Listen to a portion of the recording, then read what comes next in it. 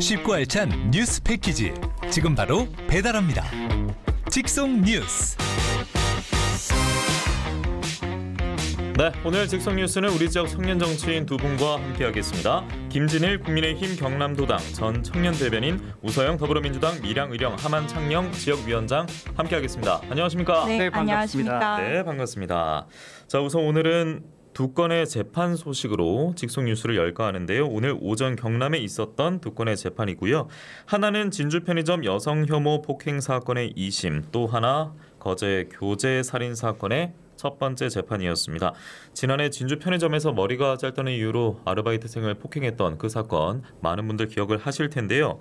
여성 혐오를 혐오 범죄 동기로 보고 가중 처벌을 할 것인가, 아니면 심신미약으로 보고 재판부가 감형을 하느냐였는데 1심 판사는 감형 요소로 봤고요. 3년을 구형했죠. 그러다 보니 검찰 측에서 항소를 하는 과정으로 이어졌고 오늘 2심이 열린 거였습니다.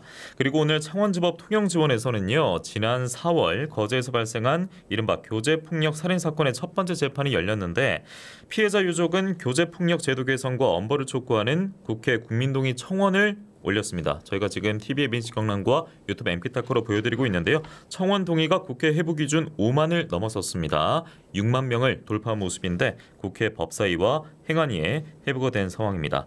자, 이 소식을 제가 쭉 전해드렸는데 여성 혐오 범죄, 교제 폭력 잇따르고 있습니다. 그럼에도 여전히 제대로 된 법안도 마련되어 있지 않은 것 같고 무엇보다 사법부의 판단 자체가 이 국민의 법 감정이라고 할까요? 분명 거리감이 있는데 정치권에서는 이 같은 사례들을 어떻게 보고 있을까? 이게 사실 가장 궁금했습니다. 김진일 전 대변인부터 듣겠습니다. 어떻게 보고 있을까요? 일단 여성 혐오 범죄가 여성을 대상으로 한 범죄가 아니라 여성에 대한, 그리고 소수자를 대상으로 한 혐오에 기반한 범죄라고 하는 게 좀 다르게 좀 이해를 해야 되는 부분인데 그렇다 보니 이게 개념을 명료화해서 법령으로 성문화하기 굉장히 어려운 부분도 있고요. 그리고 개념에 대한 법은 항상 해석이 따르지 않습니까? 법 이론도 받쳐줘야 되고 하는데 여성 혐오 범죄에 관련한 논문을 찾아보고 왔더니 연구된 결과도 별로 없습니다.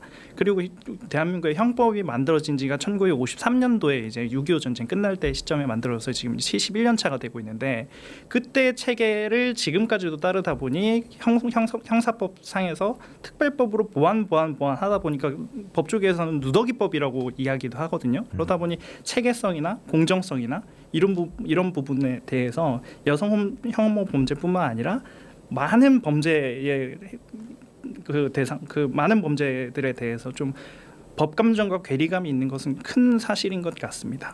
알겠습니다. 우서영 위원장 어떻게 보세요? 이런 일들을? 저는 법 체계도 마찬가지지만 이번에 그 진주 편의점 폭행 사건의 이제 1심 판결을 보면 가해자가 이제 계속해서 일관적으로 그 여성 혐오에 대한 그 동기를 이야기를 했습니다. 근데 그게 가중 처벌이 아니라 오히려 그 심신미약의 그 정황 근거로 돼가지고 면죄부를 실질적으로 주게 되는 결과까지 이어졌습니다. 그래서 그 여성 혐오 범죄라든지 교제 폭력 같은 경우는 이게 재범률도 높고 사실상 중대 범죄로 이어질 수 있는 가능성이 굉장히 농후함에도 불구하고 사법부에서는 이에 대한 심각성을 사실 인지를 하지 못하고 있는 것 같고 실질적으로 이제 혼인 관계라든지 아니면 친족 관계로 이루어진 그 사이에서 일어나는 가정 폭력에도 해당이 되지 않고 그다음에 의사에 반해서 이루어지는 스토킹에도 해당이 되지 않기 때문에 사실상 이제 법적으로도 좀 사각지대에 놓여 있다고도 볼 수 있습니다. 그러면 이제 정치권에 우리가 좀 많이 기댈 수밖에 없지 않습니까? 네, 맞습니다. 그래서 지금 그 형사법적 정의도 제대로 처벌이 되고 있지 않기 때문에 사실상 시민들이 사회적으로도 사적인 제재를 하자라는 것까지 이어졌는데 제대로 된 처벌이 또 이어지고 특별법도 좀 보완이 돼야 된다고 생각을 합니다. 지금 뭐 개원하고 22대 국회가 여전히 반쪽 국회라서 좀 쓸쓸한 감정이 드는데 국회에서 이제 형법을 건들기가 되게 어려운 부분이 뭐냐면 형법상의 처벌에 대한 공정성이 이루어져야 되기 때문에 하나의 그 범죄 혐의에 대한 그 법령을 개정했을 때 기준 공정성이라고 하는 게 맞춰져야 되거든요. 그래서 지금 일각에서는 형사법에 대한 전면 개정이 필요하다라는 의견까지는 어느 정도 좀 모아지고 있는 상태인 것 같습니다. 알겠습니다. 저희가 또 추가 소식이 전해지면은 두 분과 함께 다뤄보도록 하겠고요. 저희가 파볼 주제가 좀 산더미입니다. 좀 길게 가야 돼서 빨리 진행하도록 하겠습니다. 요즘 뜨거운 게 이제 행정통합이고요. 우리 지역에서 보면 그 전에 부울경 메가시티 있었잖아 하는 분도 있을 것 같습니다. 그래서 제가 추후 설명은 조금 이따 드리겠고요. 먼저 김진일 전 대변인께서 행정통합 나오고 있으니까 이게 어떤 건지부터 좀 설명을 해주시기 바랍니다. 이제 김경수 전 도지사가 제일 처음 이제 제안했던 개념이 메가시티라는 개념이었을 때, 그때는 솔직히 메가시티를 했었을 때 뭐가 좋은지를 모르고 뭔가 꿈 같고 감동이 서려 있는 그 개념이기 때문에 좀 이제 그 도민들이나 국민들이 되게 관심 높게 봤다 그러면 그때부터 지금까지 시간이 꽤 많이 흐르지 않았습니까? 그거에 관련된 많은 연구들도 이제 질적으로 많이 나왔고요. 그러다 보니 절차나 과정이나 우리가 모였을 때 무엇을 해볼 것인지 어떻게 할 것인지에 대한 논의가 점점 깊어지고 있고요. 그리고 예전에는 단순히 뭉쳐보자라고 했다면 행정이 지금 원래는 시, 도, 국가의 이제 3단계 행정 체계였다라 그러면 아예 그 자치단체장 자리를 하나 없애고 그 뭐 시와 이제 국가에 바로 이어지는 2단계 행정삼으로 간다든지 이런 것들이 좀 논의되다 보니 이제 행정통합이라고 하는 게 단순히 뭉치는 데에서만 의의가 끝나지 않는다. 그런 부분에서 좀 큰 차이점이라고 볼 수 있겠습니다. 홍준표 대구시장이 이제 대구 경북 행정통합 얘기할 때 나왔던 그 2단계가 그 그렇죠. 얘기군요. 총리 직속으로 이제 직할시에서 국가 2단계 행정 체계를 좀 만들어 보자라는 취지로 지금 됐습니다. 그래서 김경수 전 지사가 꺼냈던 부울경 메가시티에서 지금은 다시 행정통합 얘기로 가고 있는 건데, 그러면 부울경 메가시티는 민선 8기 출범 이후에 폐기됐잖아. 특별연합이요. 그러면 부울경 메가시티 그거는 뭐였는데? 라고 묻는다면 좀 어떻게 설명해 주시겠습니까? 그러니까 부울경 메가시티는 이제 그 노무현 전 대통령님께서 공공기관을 지방으로 이전하자라고 해가지고 이제 지방 분권 시대를 열자라는 거 정책에서 이어져서 그 문재인 정부 때 이제 김경수 지사님께서 자치 분권 그다음에 국가 균형 발전을 위한 도시 계획 전략으로 사실 좀 나왔습니다. 그래서 그 부산, 울산, 경남이라는 행정 단위는 그대로 두되 교통망과 뭐 교육 다른 이제 인프라를 저희가 연계를 해서 좀 쉽게 말하면 같이 잘 삽시다 하는 상생과 협력의 하나 이제 공동체를 마련하자는 건데요. 기존에는 사실 이제 중앙에서 주도를 해가지고 좀 일률적으로 이렇게 내려왔다 그러면 그 지자체 간에 경쟁하는 게 아니라 서로 연대하고 협력해서 더 나은 방향으로의 이제 지방 소멸을 좀 극복하자라는 개념으로 나왔습니다. 네. 그런데 이 개념이 이제 민선 8기 그러니까 지금의 단체장들이 나오고 나서는 없어진 거고요. 네, 맞습니다. 좌초가 됐었고 최근에 행정통합 이슈가 나오고 있는데 이제 더불어민주당 이 지역의 의원 중심으로 해서 부울경 메가시티를 재추진해보자 이렇게 지금 법안을 발의하고 의사를 드러낸 상황이죠. 네, 맞습니다. 자, 그런데 행정통합이 얘기가 나왔던 게 지난해도 있었습니다. 그때 여론조사가 있지 않았습니까? 그러니까 울산은 빠지고요. 보통 부울경 메가시티인데 울산은 빠지고 부산, 경남 단체장들끼리 우리 행정통합으로 가보자 하면서 여론조사 실시했는데 그때 결과가 사실 좀 시들했습니다.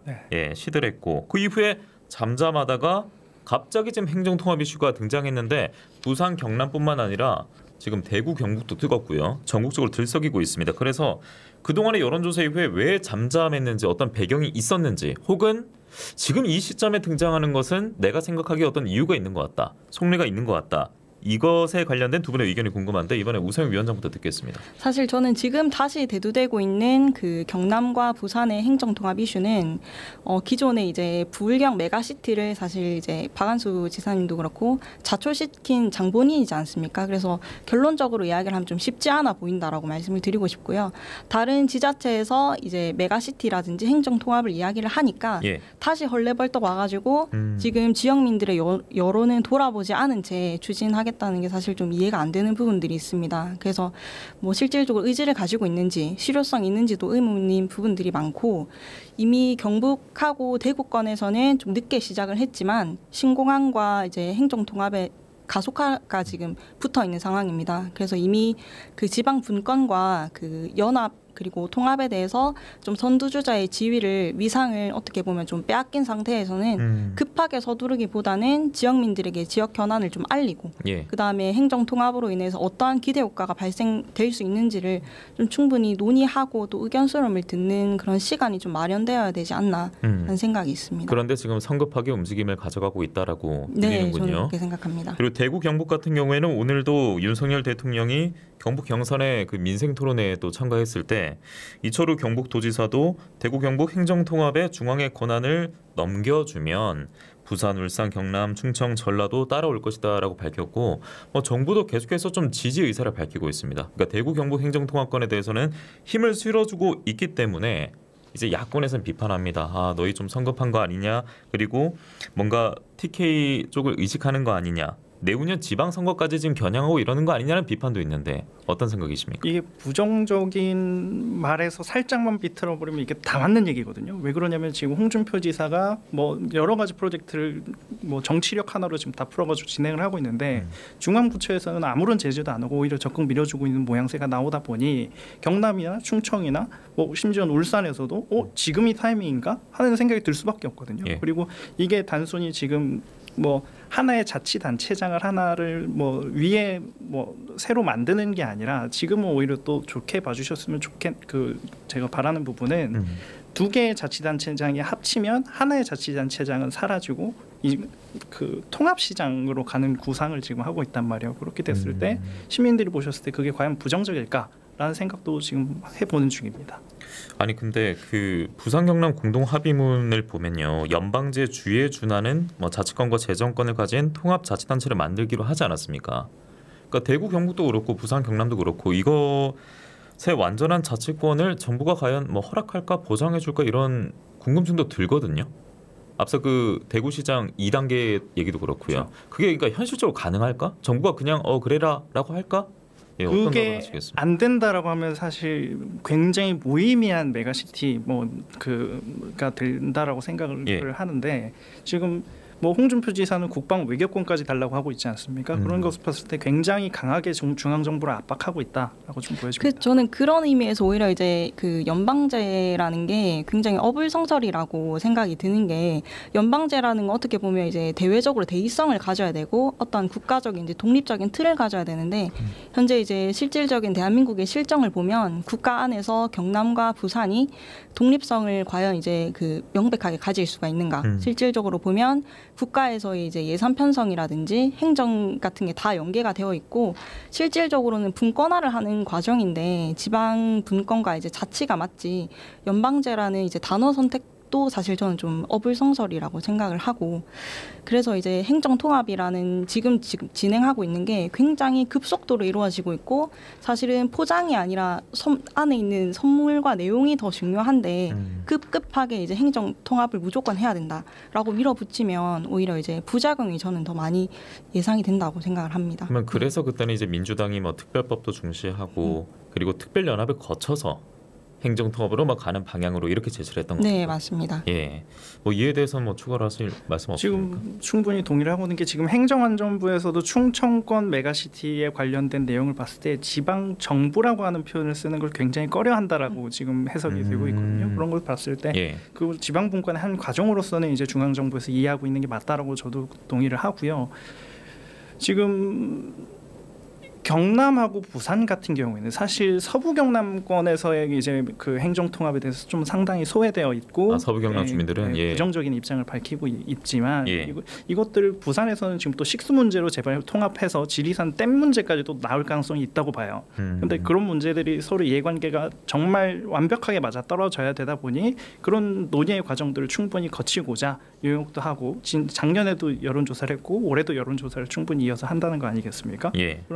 그런 것을 봤을 때 우리가 단순히 뭉치는 것이 아니라 우리가 뭉쳐서 무엇을 할 수 있는지, 이런 부분들에 대해서 또 생각해보는 계기가 되는 시간이 됐으면 좋겠습니다. 약 1년 전이었는데요. 그때 경남, 부산 이 두 차례에 걸쳐서 지역민 4천여 명 대상으로 여론조사를 실시했었는데 행정통합에 대해 들어본 적 없다가 69.4%였습니다. 그러니까 70% 가까이 들어본 적이 없고 반대는 45.6%, 찬성은 35.6%, 10%포인트 차로 반대가 더 많기도 했고요. 그래서 이번에 시민 공론화 절차를 거쳐서 내년 상반기에 공식 여론조사를 진행할 계획이라고 하는데 메가시티든 행정통합이든 이 시민들의 공감대 형성이 가장 중요하지 않겠습니까? 근데 지난해 여론조사와 다르게 나올까요? 생각보다 기간이 짧은 것 같은데요. 내년 여론조사까지. 그러니까 기간도 굉장히 짧고 여론조사도 그렇고 홍보도 굉장히 일방향적으로 이루어지고 있습니다. 이제 그렇기 때문에 사실상 그 이전에도 불경 메가시티가 뭔지 차이점도 사실 모르시는 분들도 많고 특히나 이제 그 말씀하셨다시피 서부 경남에는 그런 것들이 있는지조차 모르고 계신 분들이 많으세요. 그래서 공감대 형성을 하기 위해서는 주민들의 목소리가 반영될 수 있는 창을 만들어야 되는데 단순한 일시적인 사안이 생겼을 때만 하나의 수단으로서 등장을 하기 때문에 계속 지속적으로 이제 공론화시킬 수 있고 주민들의 목소리가 담길 수 있는 창을 좀 제도적으로 만들어서 이후에도 잘 이행되고 이게 뭐 정쟁이라든지 어떠한 논리로 인해서 자초되지 않기 위해서 견제하는 수단도 저는 동시에 가질 수 있다고 생각하기 때문에 지속해서 좀 그런 노력을 해야 될 것 같다고 생각을 합니다. 그리고 만약 일반 여론조사면 아니 부경이 뭐냐 부울경이지 울산은 왜 빠지는 거야? 울산은 왜 해오름 동맹으로 경주와 포항이죠? 왜 거기랑 같이 한다는 거야? 라고 묻는 분도 있을 것 같은데요. 이런 울산의 움직임은 두 분은 어떻게 보세요? 먼저 김진일 전 대변인 들을까요? 울산의 입장에서는 부산에 흡수되지 않을까라고 하는 걱정이 가장 컸던 것 같고 부울경으로 했을 때 그래서 경제통합, 행정통합보다는 좀 거리를 두고 보되 우리가 앞으로 뭘 할지에 대한 그 사업적으로 지금 뭉쳐있는 게 울산, 포항, 경주거든요. 그래서 2차 전지 사업이라든지 조선철강 그리고 자동차 부분까지 해가지고 특화단지까지 이제 울산, 포항이 같이 선정이 됐단 말이에요. 그런 것을 봤을 때 사업 다각화에 준하는 움직임으로 보인다 그러면 울산은 좀 관망하면서 좀 지켜보겠다라는 스탠스를 좀 비춰집니다. 네. 그러니까 경남 입장에서는 굉장히 이제 울산이 빠지게 된 게 큰 아쉬움이라고 생각을 합니다. 울산이 17개 이제 광역시도 중에서 1인당 이제 그 지역 내 총 생산수가 가장 높거든요. 그래서 재정 자립도도 굉장히 높고 해서 불경 메가시티를 만약 이룩했을 때 석유라든지 자동차라든지 이러한 측면에서 그 노릴 수 있는 효과가 굉장히 많았는데 빠지게 되면서 경남 입장에서는 굉장히 아쉽지만 울산은 환동액관과 해가지고 포항과 경주와 함께 협업해서 사실 그 지역 자체적으로 시너지 효과를 낼 수 있는 경쟁력을 확보할 수 있다는 점에서 울산에서는 그 말씀하신 것처럼 굉장히 좀 긍정적인 시그널이 아닌가 생각합니다. 예. 통합의 키워드가 나온 게 이제 지역 소멸이라는 위기 앞에 등장한 키워드 아니겠습니까? 그래서 진정한 지역 소생을 위한 해안이 과연 어느 방향을 바라보고 있을지 궁금해지는데 일단 지금 단체장들 중심으로는 행정통합인데 또 야당 이 지역 의원 중심으로는 부울경 메가시티 재추진 의사를 밝혔기 때문에 앞으로 또 어떤 행보로 이어질지도 지켜봐야겠습니다.